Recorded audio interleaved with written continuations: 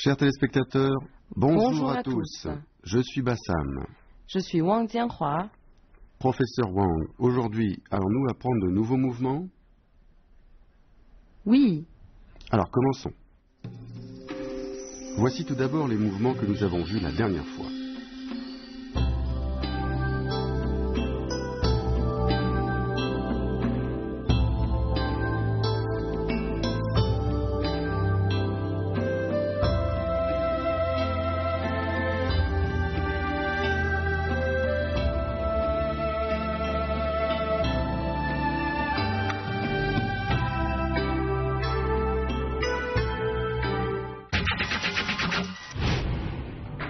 Et voici maintenant les mouvements que nous allons voir aujourd'hui. Il s'agit de la quatrième partie de l'enchaînement.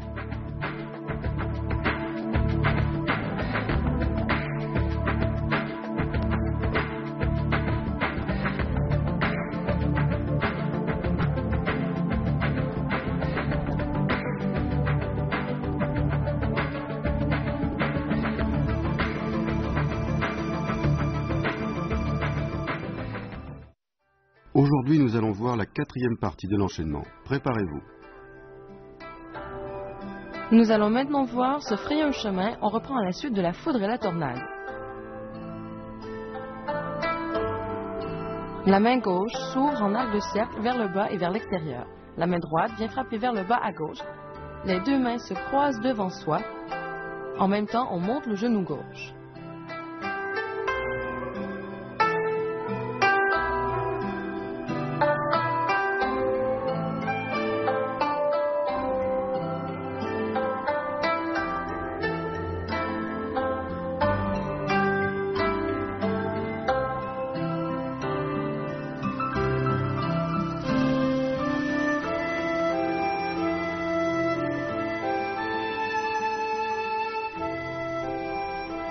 Ensuite, c'est la technique de l'anéantissement total. On reprend à la suite de se frayer un chemin.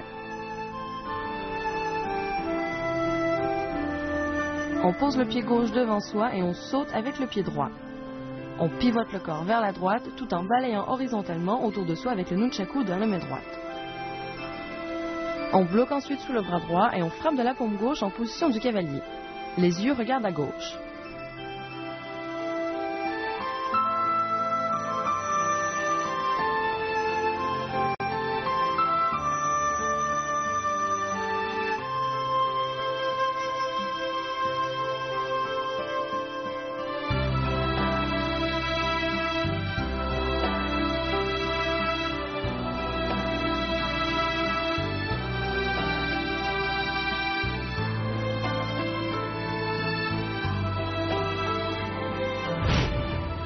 Pour se frayer un chemin, la frappe vers le bas doit être puissante.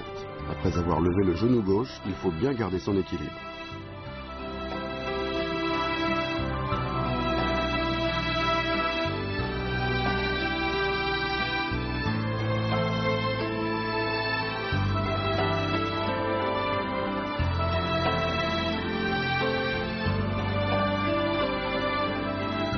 L'anéantissement total est prévu pour contrer plusieurs adversaires.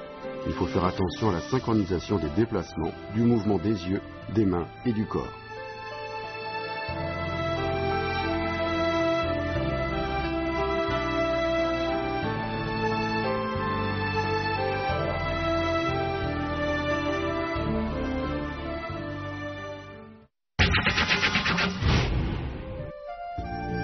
Professeur, en quoi la tactique est-elle importante? La tactique n'est jamais figée, elle dépend de chaque adversaire. En combat réel, c'est en fonction de l'adversaire que l'on décide des méthodes et des techniques à employer. Il ne faut surtout pas répéter sans cesse les mêmes mouvements. Il faut penser et agir rapidement. L'esprit et le corps doivent être synchrones, la pensée, la force et la vitesse harmonisées. Et en situation de combat réel, comment appliquer ces tactiques?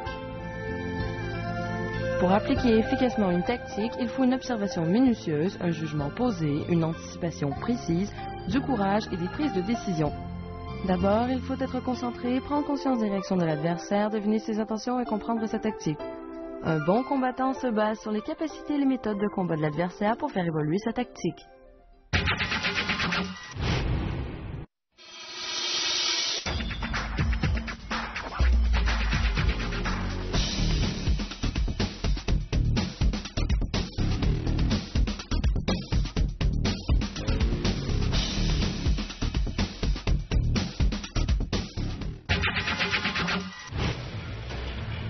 Le nunchaku ou bâton à 2 sections est une arme particulière et fascinante. Rapide comme l'éclair et tranchante comme une lame, elle a été popularisée par les films de Bruce Lee.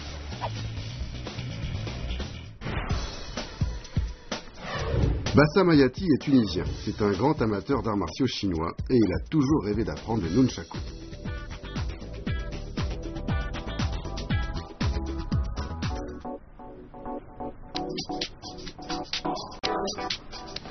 La pratique du kung-fu apporte énormément. Cela enseigne tolérance, respect, persévérance et confiance en soi. On sait tous que Bruce Lee, dans ses films, faisait souvent usage du nunchaku. Il le maniait avec aisance et une grande habileté. Le maniement du nunchaku est beau à voir. Cela peut être un art de démonstration, mais c'est aussi et surtout une arme de défense. Wang Jianhua est professeur de wushu. Elle enseigne les arts martiaux à l'université. Le nunchaku est une arme courte non conventionnelle, son maniement est rapide et dangereux. En situation de combat, le nunchaku permet des frappes distantes et améliore l'habileté. La pratique du nunchaku permet donc de se protéger tout en se renforçant physiquement.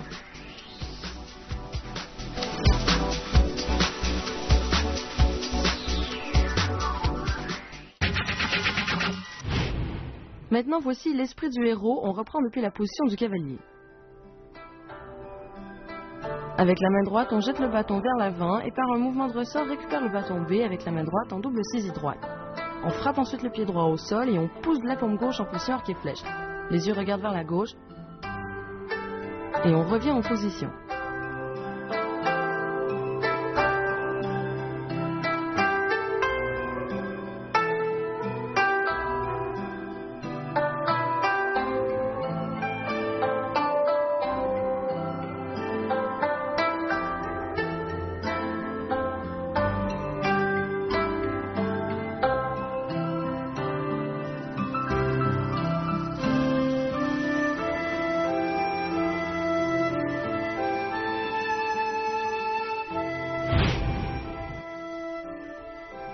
Pour l'esprit du héros, quand le bâton B fait son mouvement de ressort, il faut le saisir avec précision.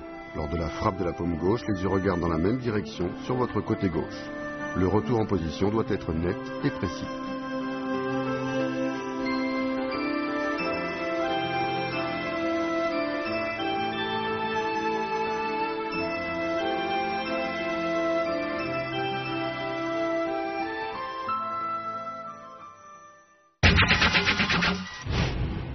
La technique de l'anéantissement total est le mouvement le plus compliqué d'aujourd'hui. Voyons comment Bassam l'effectue.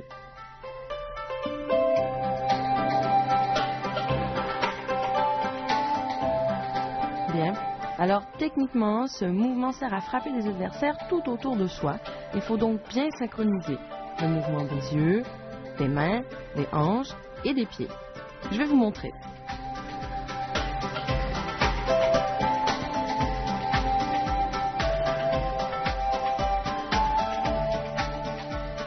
Voilà, refais-le encore une fois.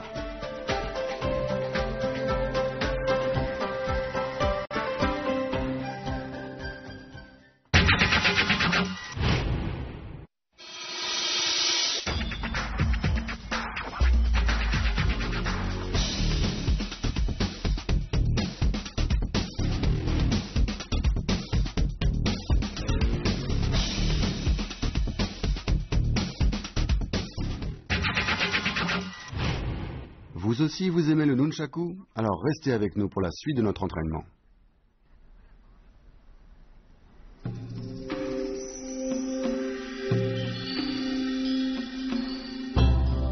Revoyons maintenant les mouvements que nous avons appris aujourd'hui. Se frayer un chemin.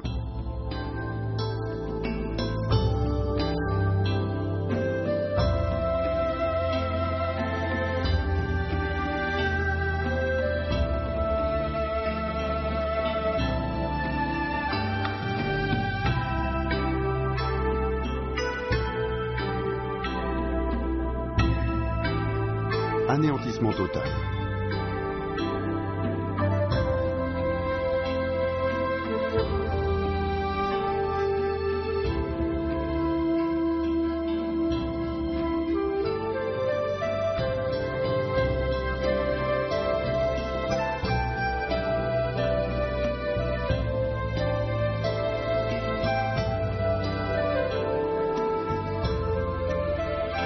l'esprit du héros et retour en position.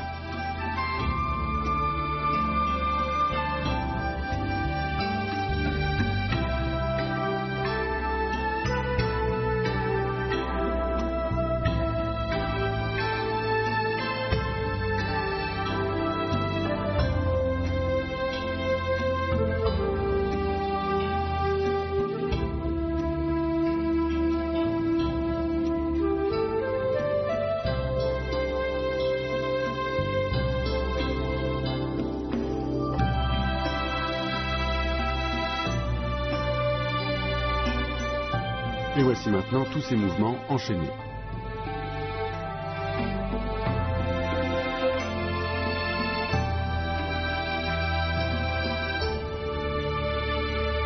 Refaisons maintenant tous les mouvements de la quatrième partie.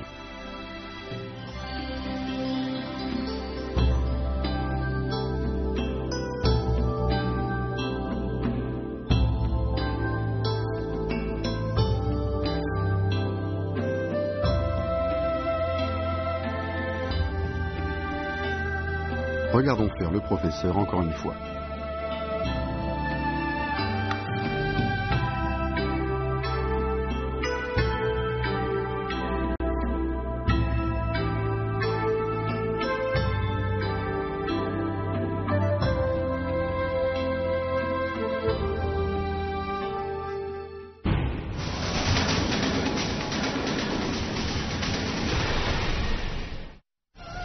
Le nunchaku vise la simplicité, l'immédiateté et l'efficacité. L'attaque parfaite réside dans la synergie de la stratégie, de la vitesse, de l'opportunité, des feintes et d'un jugement précis.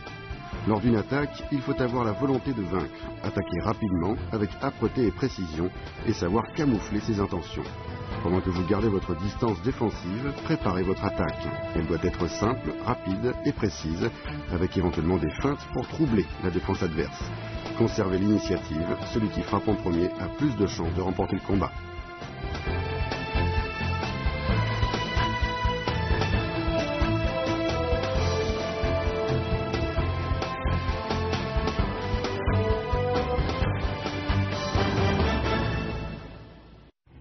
Regardons maintenant le professeur exécuter le Traolu en entier.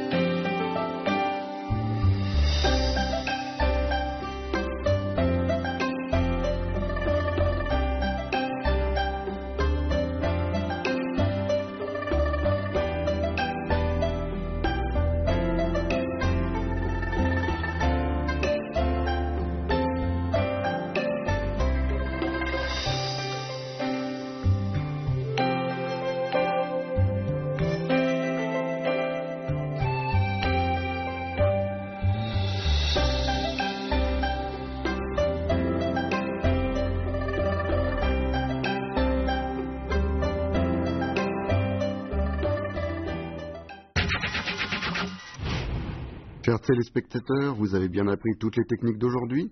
J'espère que vous allez vous entraîner sérieusement. Professeur, la prochaine fois, nous allons continuer l'entraînement ? Oui. Je suis impatient d'y être. Chers amis, il est temps de nous quitter. Rendez-vous la prochaine fois.